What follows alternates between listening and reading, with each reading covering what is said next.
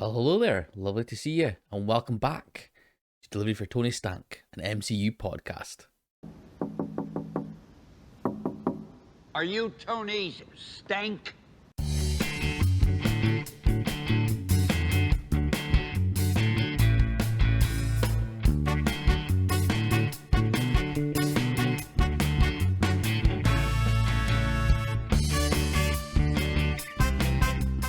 But yes, welcome back. We are back with another episode of Delivery for Tony Stank. It's been a while. I've taken a bit of a break, a bit of a hiatus, after 9 weeks of non-stop chatting about Marvel movies and talking about Marvel. Well, about What If, really. That was the 9 weeks that we did a Marvel podcast each week. So it was good to get a wee break. And yeah, we're now back into it with a lot of content coming up. So firstly, we are going to talk about Shang-Chi. Now, before we go any further, I do want to just give a massive shout out to Corky again for doing the overlay for Shang-Chi. He has also done other ones that you will see as we do other episodes. But yes, massive shout out to Corky. You can follow him on Twitter at CorkyDMNI. And yeah, he is a very generous person. Just done these off the back of, off his own back. So I really appreciate it. So thanks once again, Corky. And it really looks phenomenal. Phenomenal. He obviously did the normal delivery for Tony Stank one as well. So yes, what a man. What a man. Thank you very much. So yes, we are today chatting about Shang-Chi and the Legend of the Ten Rings. Our first movie that we're going to be talking about, and I don't know how long this episode's going to be. So basically, with the What If episodes, it was lasting about an hour or so. I was going through pretty much scene by scene. A bit harder with a movie. Shang-Chi is now out on Disney Plus, so we could, I suppose we could go through each scene, but that's going to take ages, and that would be like a 3-4 hour episode, which none of us want. Nobody wants to listen to me talk for 3 or 4 hours. So we're going to keep it a bit condensed. It might actually end up being a bit shorter than the normal kind of episodes of, that we did for like What If and things, and that we will probably be doing for Hawkeye as well.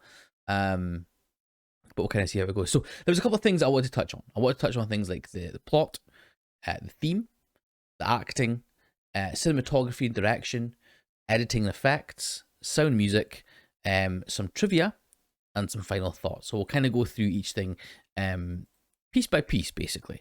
But yeah, we'll kind of run through that. Now, there is the whole synopsis I can go through. I don't know if I really want to do that. I kind of want to give maybe a bit of more of an overview, and we can kind of chat about it. But before we go into the film, I do want to make my thoughts known at the start, so I can then explain them in a bit more detail.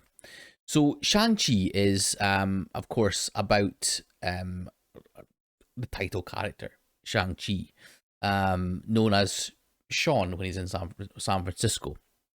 Basically trying to, essentially his father owns the 10 rings, which gives the wearer or the user powers and the ability to not age and basically be an incredibly powerful human. His father is on a quest to get his mother back, who he believes is still alive, or has been corrupted into believing is still alive, behind some fantasy kind of door thing in a mystical land. And yeah, it's kind of about the sort of family, how deaths affect them, how the having power has corrupted them. It's a almost Shakespearean with its kind of plot there. So yes, again, just to make my feelings transparent, I really enjoyed it. Really enjoyed it. I spoke to a few other people who have said that it's one of the best films that they've seen never mind best Marvel films. Um, I wouldn't go as far to say that. I would say it's definitely a kind of mid to top tier Marvel film. I did actually a tier list on my Twitch stream, ranking Marvel films and how I kind of what I sort of thought goes where sort of thing, and kind of towards the bottom of A tier was like your Captain America First Avenger, your Spider Man Homecoming. I think it would be around about that sort of area. Maybe even, yeah, I think probably around about that sort of area toward like the lower end of like the A tier. So I mean, it's not a bad thing whatsoever, especially seeing as it's our first um introduction to this character of Shang Chi. But I just felt that, I don't know, it felt like, for me, it felt like more of a fantasy film than like an MCU film, which I suppose probably isn't a bad thing considering it's obviously now a new phase. It's the kind of the fallout after Avengers Endgame. But I don't know, it just to me felt a bit uh, not farcical, but a bit fantastical.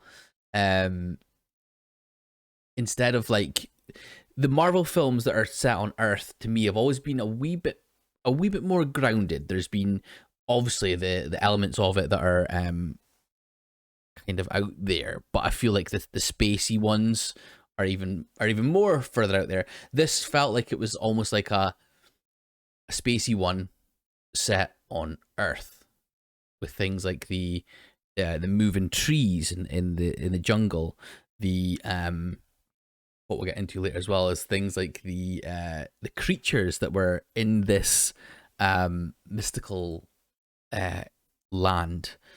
Um, but as I say, it's very very good film, a very good film. So I would put it, as I say, towards the bottom end of the A tier, which is not a bad place to be. So yes, there's actually there's a lot of different like timelines or settings for this movie. Now, you know, we kind of start off in ancient times where we see Zhu, who is Shang-Chi's father, which we find out, finding these 10 rings that gave him the immortality, power, allowing him to become basically a powerful force throughout the ages. We so the Zhu Wenwu's his name. He wants to hears about this place called Ta Lo, which is an ancient village which has like mythical creatures and ways to get some more power and all that sort of thing. And in 1996, he managed to find the place and actually comes across Ying Li, who's the woman who guards the entrance to Ta Lo, and tells him that he's not welcome to come into the village. There's an excellent fight here as well. I'll kind of go into it in a bit more detail when I get to the choreography and things. But again, you know, it's an Asian based film. That pretty much the whole cast is Asian, and you can see it takes the influences from things, you know, from Asian cinema. You know, we know about Crouching Tiger, Hidden Dragon, that kind of fights, almost like a dance. The fight scenes and things, especially this one as well, a dance between two people who have an end goal. One wants to get into this ancient city, one wants to guard the ancient city, but you can tell there's like love and respect that blossoms from the fight, and it's really really well done. Again, it's got like the kind of almost flying flightless kind of, sorry, not flightless, that's not flying, but like the kind of anti-gravity that some of these Asian films have. And yeah, it was phenomenally made. Again, with the setting of this this sort of patch of a patch of grass. It's almost like this garden of Eden sort of thing in the middle of this enchanted, moving forest and things. Brilliant, brilliant. So that's 1996. They obviously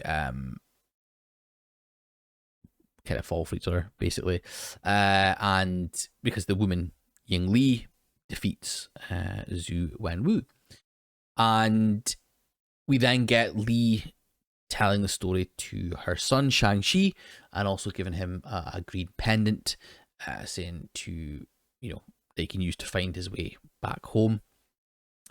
Then move across to present day, where Shang-Chi is going by Sean, and has his friend Katie, and they both work as hotel valets in San Francisco. The back and forth between the two of them is brilliant. The banter. Aquafina, I can normally give or take her. She was okay in like Jumanji. She was pretty good in that. Sometimes can be a bit of an annoyance, but I thought she was great all the way through. So yeah, they're like basically pals. And there is a fight on a bus, on a bendy bus as we would call it in Scotland. A fight between people trying to take this pendant from Shang-Chi, but we obviously still don't know Sean at this point. And again, a phenomenal fight scene where Aquafina, so Katie, doesn't know that he is Shang-Chi, knows all this fighting, and has sort of kind of powers and stuff, powers of fighting, and a great set piece of the fight in the bus in San Francisco. They end up, Katie and Sean end up going, Shang-Chi end up going to Macau, trying to find his sister Zhu Jilang, and Katie ends up going along with him to that. Shang-Chi reveals the actual truth about him on the way over to Macau, and they kind of talk about all his training and stuff that he had as a kid, basically being forced to train from a child, and that's how he has all this fighting skills and all that stuff. And yeah, so they end up with the postcard that they received. They end up at this club, which is at the top of like a skyscraper in Macau. It's like a partly made. It's a very unassuming place. It's not like it's not obvious what the place is, and yeah, it's called the Golden Daggers, the Golden Daggers Club. Knowing that, and on arrival, when they get into the lift, he basically signs something, and unbeknownst to him, that actually means that he's going to be in a fight in the Golden Daggers Club. So at the Golden Daggers Club, Shang-Chi gets told that he's fighting, obviously, in this grand stage. We actually see a really cool cameo from Abomination fighting Wong in this grand kind of stage. Now, we've not seen Abomination. Incredible Hulk. I always struggle to kind of class it within this Marvel Cinematic Universe, because it is. It's got General Ross, obviously, is across a few different films. Like your Civil War is a massive player in that, obviously. Like a Black Widow. But obviously Incredible Hulk was partly Universal made, as in the company, not like across the galaxy. But it's kind of the in between of like a Marvel Cinematic Universe film and not. And also obviously had a different Hulk. It had Edward Norton, who infamously is hard to work with and declined to come back. And this is why we got Mr. Ruffalo, Mark Ruffalo. So yeah, we've not seen Abomination since that film, in which him and the Incredible Hulk, Bruce Banner, had basically busted up. I think it was Brooklyn, a part of New York. So yeah, it's interesting seeing Abomination, and this was part of something that was in the trailers for Shang-Chi as well. That we see what we thought was Abomination, and it was confirmed to be Abomination. Be interesting to see if we see him in things like the announced Planet Hulk, or was it World War Hulk film? That's been announced, or is on its way. We've also got She-Hulk coming as well, the TV show for that. Be interesting if we see any of Emil Blonsky, who is Abomination, in that. That would be quite an interesting thing to see. But basically, yeah, Wong and Abomination fight. We actually see them afterwards, backstage where they're pretty pally and stuff like that as well. Shang-Chi finds his sister, who he recognizes her in the grand stage where he basically has to fight her. He refuses to fight her and gets told, and basically, yeah, it all works out that they find out that she has built the Golden Daggers Club herself, and also that the person that sent the postcards with the address for here was not her. There's then a big fight in and outside the Golden Daggers Club, where people are trying to get the pendant from Shang-Chi, and it is a phenomenal set piece, bathed in neon glow from the Macau skyscrapers. Outside, a lot of the fight takes place outside on the scaffolding, multiple stories up, and it's brilliant. It's just absolutely incredible. When I watched it, my heart was in my mouth the whole time. I couldn't believe how beautiful it looked for such a dimly lit fight scene. So the inside the fight was actually dimly lit, but the neon glow coming in, it was almost like cyberpunky. It was almost, when you get that the kind of like Blade Runner kind of aesthetic of the sort of future kind of. Oh, it was brilliant. It was unbelievable. And again, the fight scene, the actual fights, the choreography of the fights was spot on. Yeah, it was just absolutely brilliant, and again, very Asian inspired. As I say, it is, the film as a whole is very Asian inspired. It's an Asian cast. It's a lot of the kind of mythical Asian-y sort of stuff. Yeah, brilliant, absolutely brilliant fight. And I could watch it again and again and again. I think it's just a brilliant way to introduce us into, we've seen a couple of fight scenes. We saw the fight scene in the Talo at the beginning. We saw the fight scene in the bus, but this one just absolutely. This for me is probably the most probably one of the best fight scenes in the MCU. I'm gonna say it. I'm just gonna put it out there. One of the best fight scenes and action set pieces in the MCU. Incredible, absolutely incredible. Yeah, at the end of the fight, the Shang-Chi and Zhai Ling, their father Wenwu, is turned up before anything can happen, and ends up taking all three of them, so Katie included, back to the headquarters, the Ten Rings headquarters, where Wenwu talks about how his wife has been calling for them, and he thinks that the people of Ta Lo have imprisoned her, so that she's basically calling for him to save her. He uses the pendants, the green pendants that they had as well, to illustrate a map through the forest. It's a magical map made of water, coming out of the kind of the scenery in his wee house.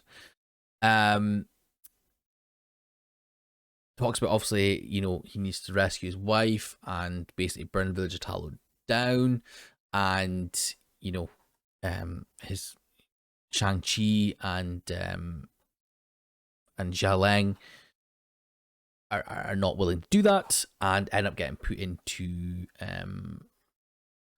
prison, essentially, at the Ten Rings headquarters, where where they meet our very own Trevor Slattery. Now, Trevor Slattery, as you may or may not remember, was the Mandarin in Iron Man 3, who was leader of the Ten Rings, who is technically Shang-Chi's dad. So Shang-Chi's dad, Wenwu, is actually the Mandarin, but he's not called the Mandarin, leader of Ten Rings. But yeah, Trevor Slattery was the actor posing as the Mandarin for the Ten Rings in Iron Man 3. Sir Ben Kingsley's accent kind of took me out of it a little bit. It's meant to be a Liverpudlian accent, but like, if you know me, you know I'm a master of the accent. I've got an ear for the an ear for accents, an ear for the mother tongue of people, and it kind of, he's meant to be from Liverpool, but it comes off really kind of brummy, like Midlands, and it just kind of takes it out of me. And for someone like Ben Kingsley, who's a fantastic actor, and there's a reason he's a sir. It just kind of took it out a bit from me. And he's got his wee pet called Morris, who's like a faceless winged teddy bear. He's on, I don't know. It just it kind of took it out from me. So this is where I'm talking about the mysterious, the fantastical elements of it. Just didn't sit 100% right for me. But it was funny. It was funny, to be fair. And if you've seen any of the behind the scenes footage, Morris was literally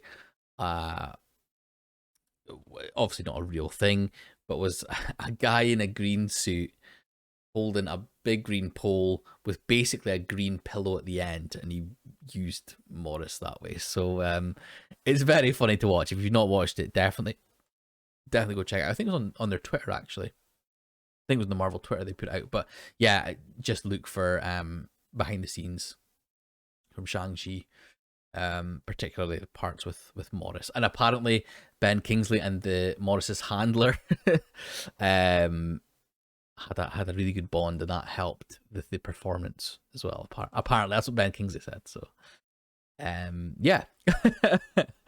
But they managed, so the four of them plus Morris managed to get out of the where they're imprisoned, into the garage and get a car that they managed to flee from the compound.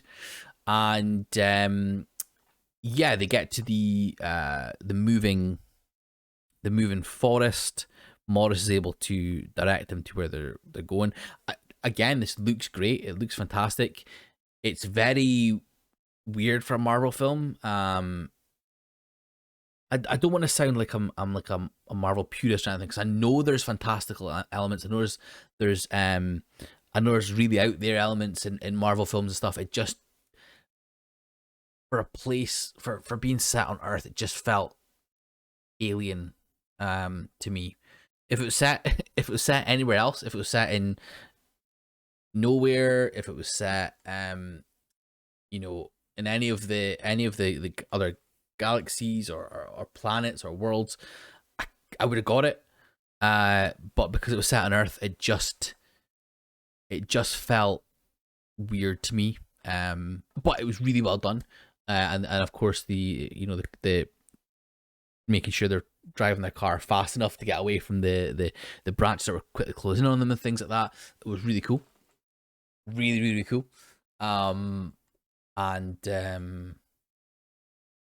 yes, they make it into Talo village, where they meet like their mum's so their auntie, their mum's sister, and all the locals and things as well, who tell them about how, you know, it's this like protected darkness doorway kind of thing to hell or whatever, that is calling on the Ten Rings, the corruption of the Ten Rings, to you know, to lure him in, to lure their dad in, to break it through and essentially destroy the world, destroy everything, and blah blah blah blah blah. A bit of a you know, that's kind of the big bad of it, but yes, that's basically what is calling on their dad to come in and destroy the village of Talo.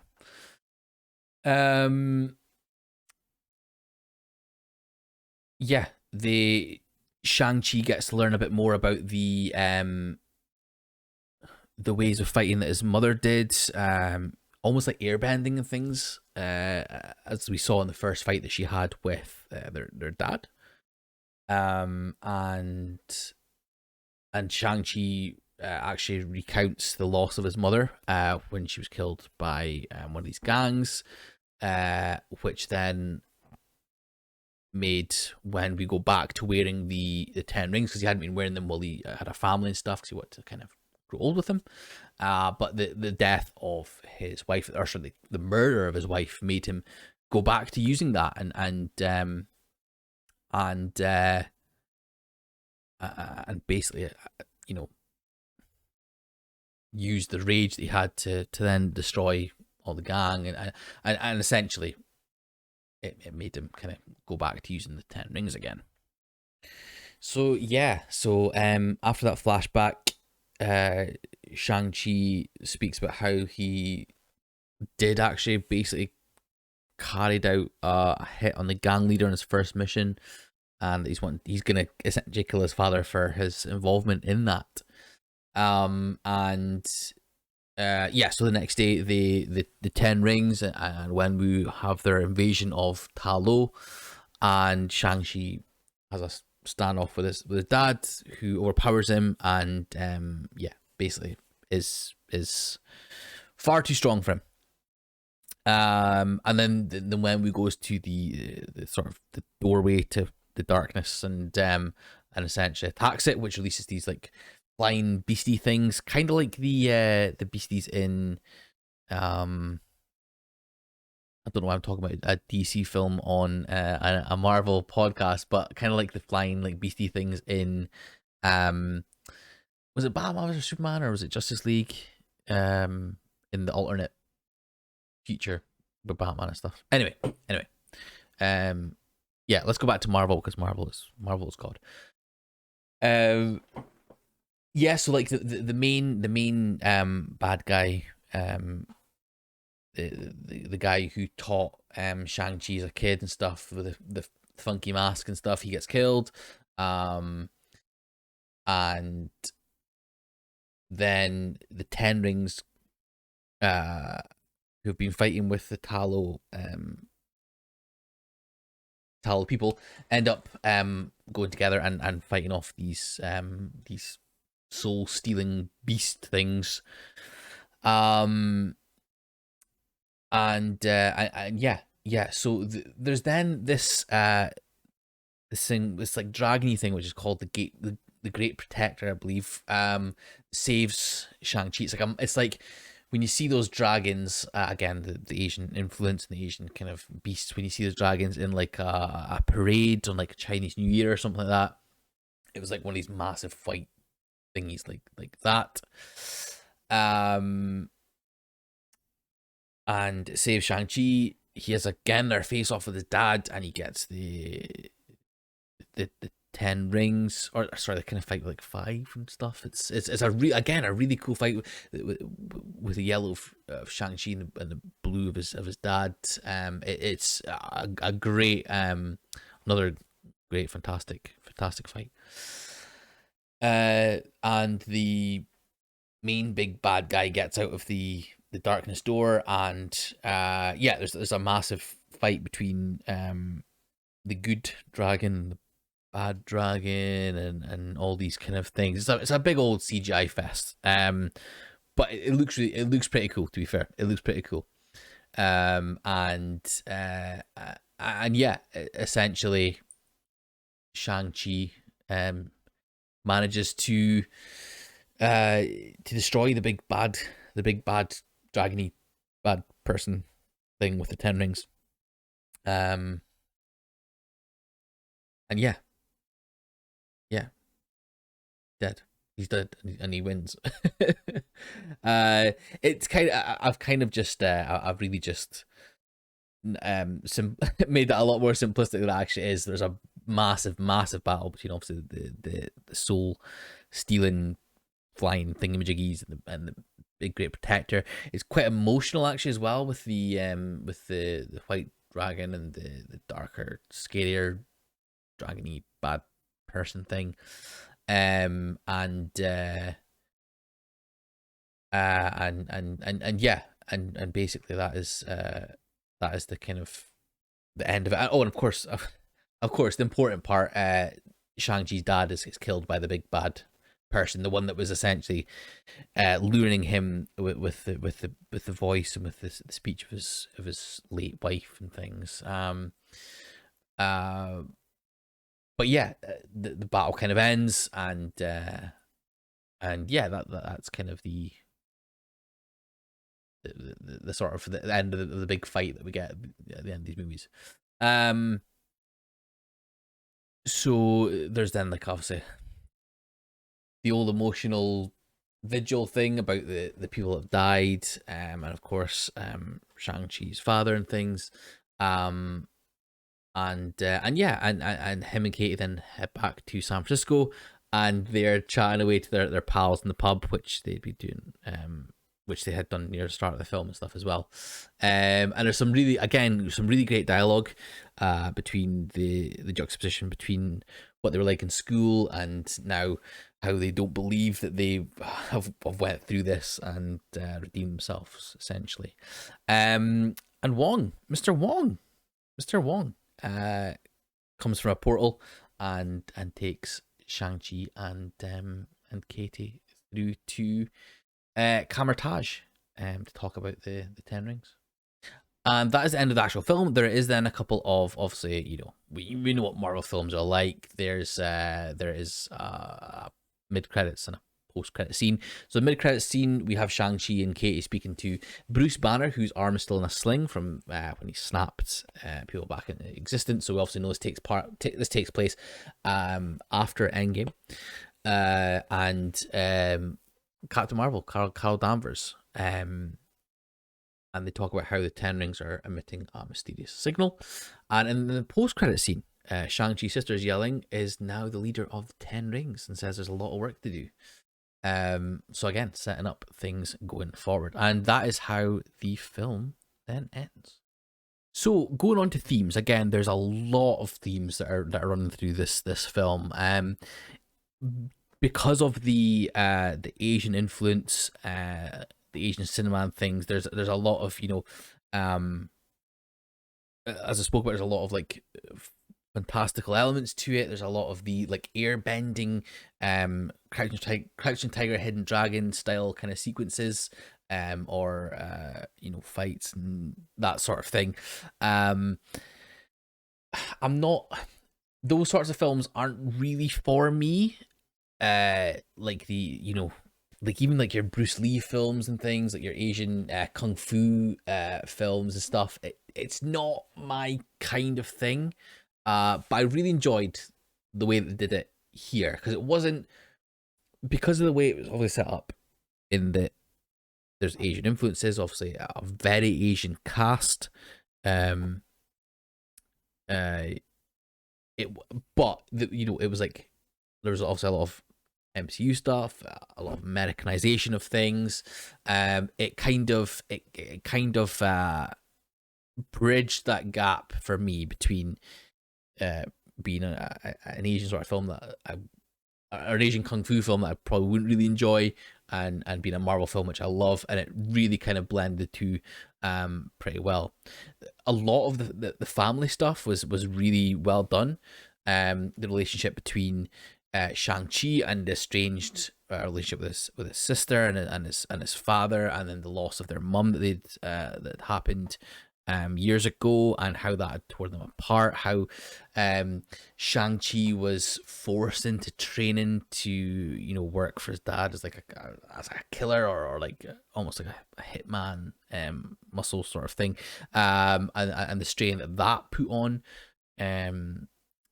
their relationship and things as well. It was really well done, I thought, and then it carried on through into the final confrontation with Shang-Chi and his dad, and how even when Shang-Chi fought his sister, the Golden Daggers Club, he was refusing to fight her, even though they had this relationship, and she was still wanting to fight him.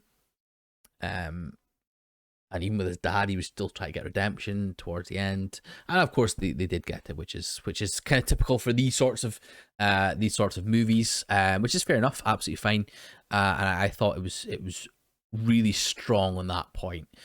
As I say, the fantastical elements, the mystical beasts, beings, the dragons, the Morris, the little faceless thing, some of the species of animals or animalistic things that were in Ta Lo, as I say, it kind of took it away from a grounded, or not. As I say, Marvel films aren't grounded. They're not realistic, because at the end of the day, it's these superheroes or these comic book characters that take place on Earth. It's not our Earth. It's a completely different universe. I totally get that. But there was always that level of realism to it. Tony Stark, he was taken by terrorists. Funnily enough, the Ten Rings, taken by terrorists, which is a genuine real world threat. He's a brilliant guy, smart, rich, all the things I am, of course. Smart, rich, had an engineering mindset. He created this Iron Man suit out of scraps. You can kind of see it. Even in Thor and stuff, we had the stuff that happened on Earth, which was like Natalie Portman's character, who was studying the astrology, all the stuff in space and things. Captain America, again, very grounded in that it was based in World War II, although there was this super soldier serum which made him have all these, not powers, but like made him some sort of like very enhanced human being.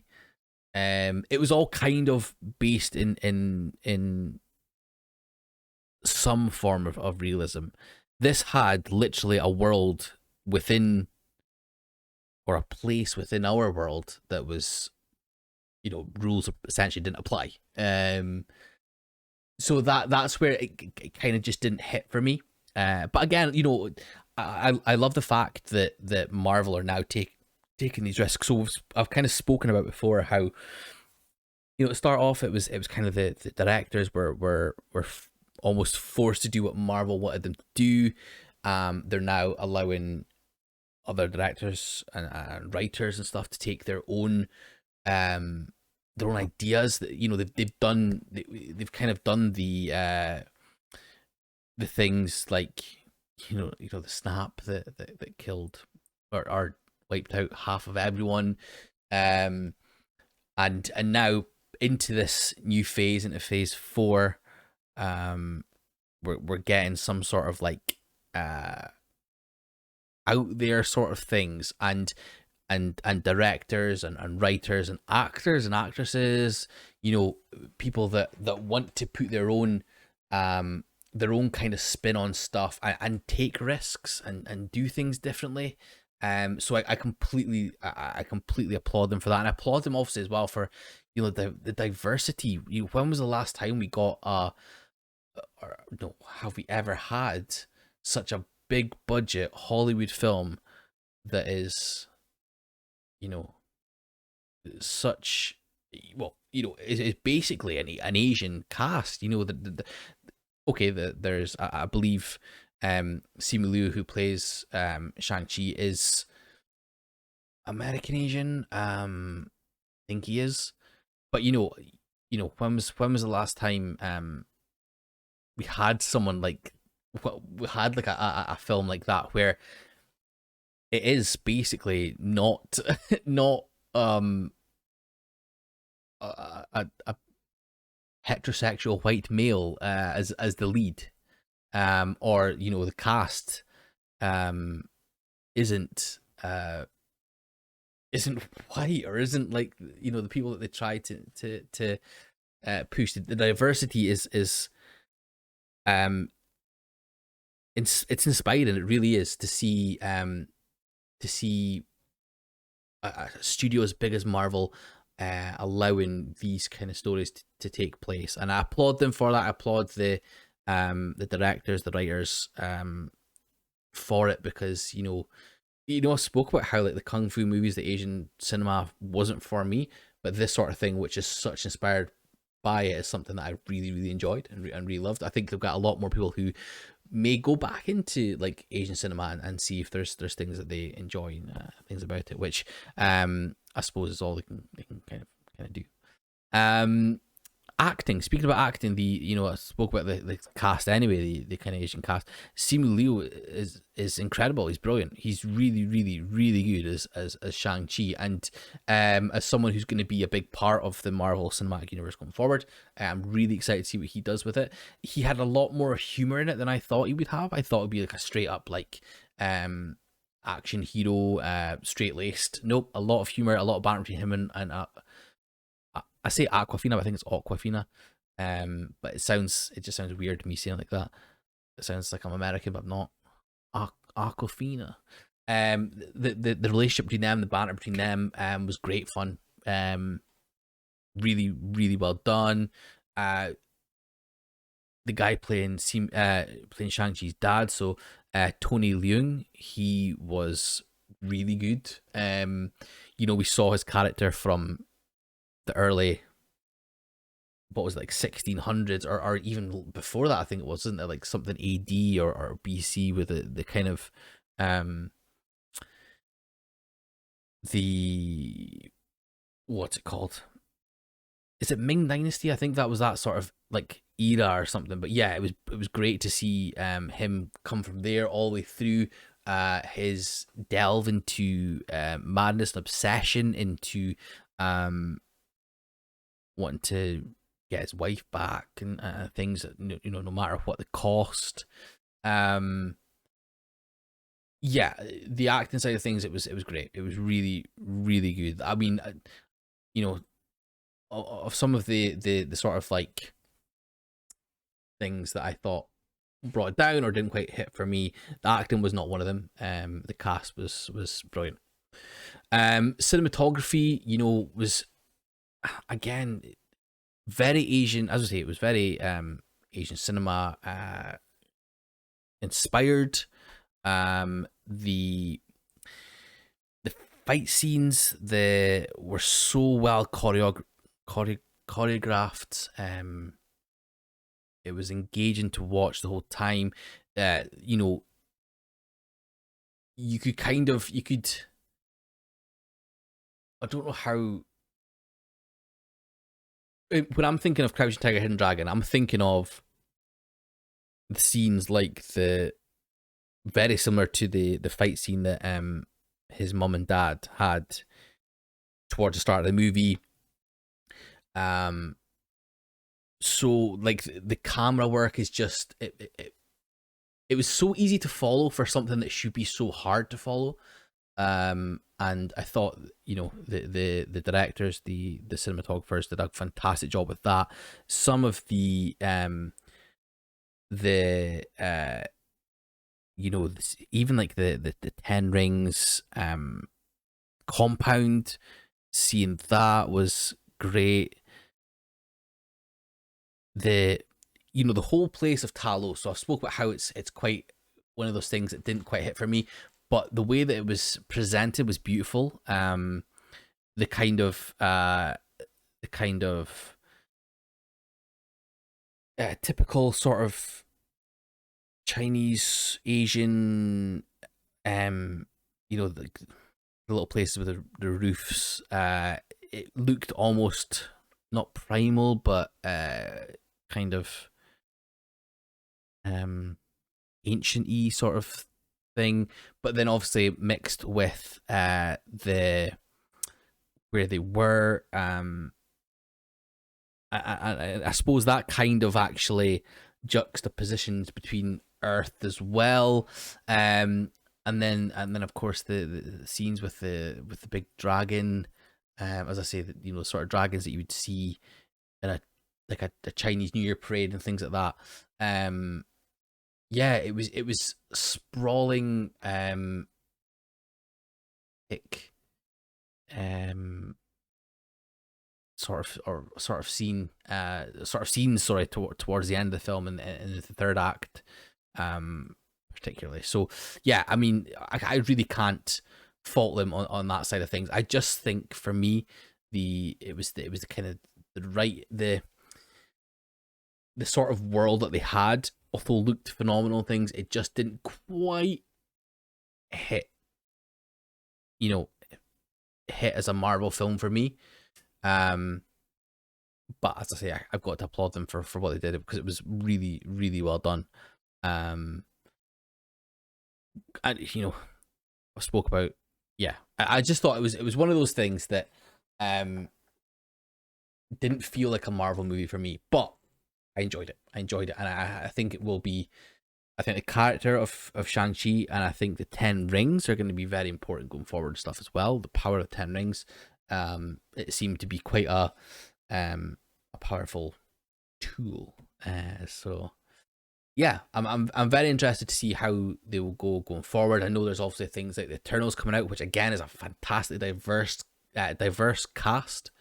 Um, TV shows like Miss Marvel, which again is going to be based around, I think she's Indian, uh I think she's Indian, isn't she? Yeah, yeah. As a main character, so the diversity, the kind of different sort of things that they're doing, is really, really interesting me going forward, and we'll kind of see where it goes there. And again, it's all started from Shang Chi, so I've got to give it props for that. Even if things go tits up, even if it's not what I would like it to be as a Marvel film fan, I've got to applaud them for the direction that they're going in. Of course, one of the things I wanted to kind of touch on as well was Simu Liu, or Shang Chi, sorry. I think he did quite a lot of his own stunts. There was a behind the scenes video of him at the bus during the bus fight scene. We kind of actually jumped off the bus and swung on the wing mirror and things like that. And he's also in very good shape. He was also he was also in stock photos, which is very, very strange. It's obviously one of the early jobs that he had. But yeah, fair play to him. He absolutely smashed it as Shang-Chi. Now, a wee bit of trivia. So again, I'm just kind of going through IMDb. The trivia there. There's some absolute crackers, so I kind of just wanted to touch on a few of them, really. So it says here, the renowned Hong Kong film actor Tony Chiu Wai Leung's first role in American film, and his first English-speaking role, even though he's always spoken it fluently. Now that is Shang-Chi's father, who is, yeah, done that. The other thing, there was a couple of things in the Golden Daggers Club that was quite interesting. So in the Fight Club scenes, one of the lower tier fights involves one of the widows who appeared in the new Black Widow film. And one of the fighters in Xiaoling's club has been enhanced with the extremist treatment from Iron Man 3. So again, Iron Man 3 touched on the 10 Rings, and the Mandarin and things as well. The filmmakers cite Crouching Tiger, Hidden Dragon, Kung Fu Hustle, Tai Chi Master, the Matrix series, Donnie Yen's Ip Man films, and Jackie Chan films as an influence on the martial arts action. So again, as I say, I'm not a massive fan of like Asian film. I don't think I've really watched much of them. I've seen Crouching Tiger, Hidden Dragon ages ago, and again, I could see the influences. Kung Fu Hustle. I don't know if you guys have seen it, or have an extensive knowledge, or any sort of knowledge about Asian cinema. Please let me know and see if it's is it worth me going back and watch them. I think probably is. I don't know. We'll see. The 25th film of the Marvel Cinematic Universe. I'm excited for even more of them. The first English line isn't spoken until about 10 minutes in the film. Now, again, we spoke about how it was very brave of them to go in this sort of direction, and should be applauded for it. The fact that there isn't English line spoken until 10 minutes in is brilliant. Like that's really crazy to think that, and like again in a Hollywood film that they that they decided not to even speak English for the first 10 minutes. Yeah, incredible. Okay, so yes, final thoughts. Again, as I've said, it's a film that for me felt a bit otherworldly, which is not a bad thing. But it didn't feel quite like a Marvel film for me. But again, that might be something that's going to be a running theme with the rest of Phase 4, or just Marvel Cinematic Universe going forward. Now, I'm going to rate Shang-Chi, because I so basically with TV shows, I'll rate them at the end as like a collective, as like a full thing. And obviously the films, I'll just rate them as we kind of go. So try to think about what I gave What If. So I gave What If a 7 out of 10. And that was mainly for likes the Doctor Strange episode, the likes of the final 2 episodes and things like that as well. So in terms of do I think this film is better than What If as a total? Yeah, 100%. I think, as I say, this is kind of lower A tier, a lower A tier kind of Marvel project, Marvel thing.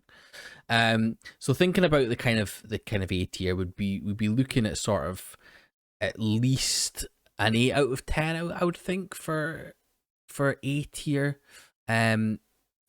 A, I think would range from 8 to 9, and then you would have S tier, which is a 10 out of 10. Now, again, if you've not seen my tier maker, pop onto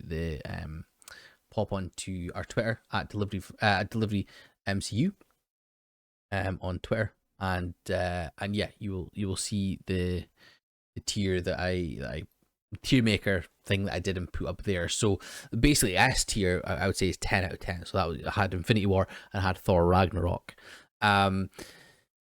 So thinking about that, lower end of A tier, Captain America, First Avenger, Spider-Man Homecoming, I think it fits in perfectly in between those. So I'm going to give Shang-Chi and the Legend of the Ten Rings an 8 out of 10. Which I think is very generous, or is I think it fits perfectly. Let me know what your thoughts were. Give us a tweet, whatever.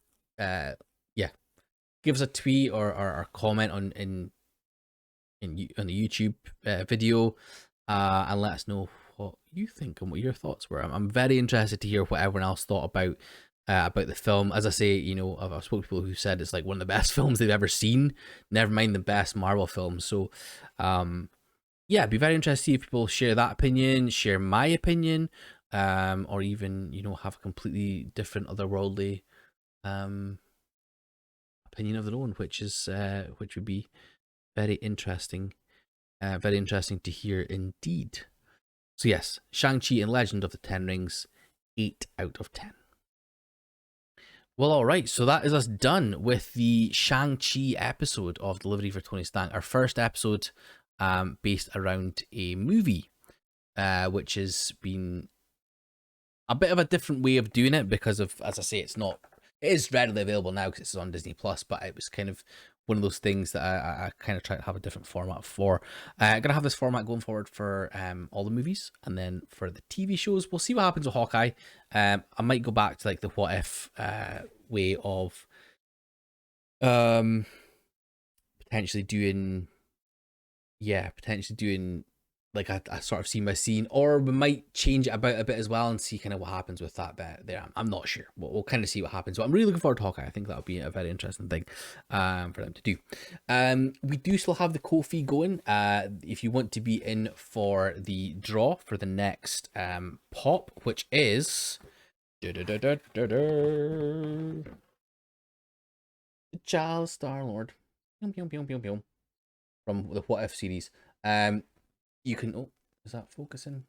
If you're watching on YouTube, I apologize. If you're listening on Spotify or whatever, then you won't see this. But yeah, the Child Star-Lord from the What If series. We have had two winners so far. We had the winners of the Captain Carter, which was our very own Todd, and the winner of the Gamora pop was Mikey Cubed.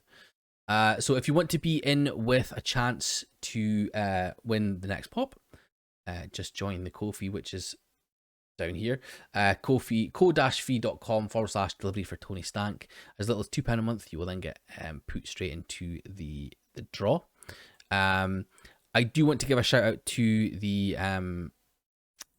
people that have supported us so far. It's been incredibly humbling and incredibly kind of you all to do this. So we have Kev, we have Todd, we have Mikey, we have Jamie, we have Snez, who are all supporting. So thank you so much. For as little as £2 a month, as I say, you can get entered into the free draw. Or sorry, it's not a free draw, is it? I suppose you got to pay for a little for it. But yeah, you get entered into the draw.